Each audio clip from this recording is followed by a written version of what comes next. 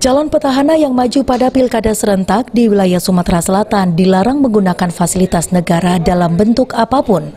Pada pilkada serentak di Kabupaten wilayah Sumatera Selatan, 5 calon petahana yang maju pada pilkada serentak saat ini sudah mengambil cuti kampanye dan digantikan dengan pejabat sementara. Gubernur Sumatera Selatan Herman Deru menjelaskan sesuai dengan Undang-Undang Pemilu, calon petahana yang cuti kampanye dilarang menggunakan fasilitas negara seperti mobil dinas dan rumah dinas. Karena ancaman gugur bakal calon sehingga dia meminta PJS Bupati untuk melakukan pengawasan kepada calon petahana. Jika menggunakan fasilitas negara maka ancamannya kan gugur.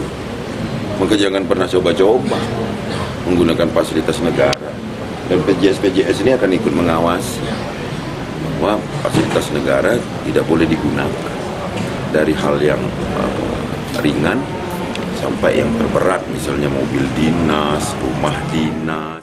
Calon petahana yang maju pilkada di Sumatera Selatan diantaranya Bupati Ogan Komering Ulu Kuryana Aziz, Bupati Ogan Komering Ulu Selatan Popo Ali, Bupati Ogan Ilir Ilyas Panji Alam, Bupati Musirawas Hendra Gunawan, dan Bupati Musirawas Utara Syarif Hidayat.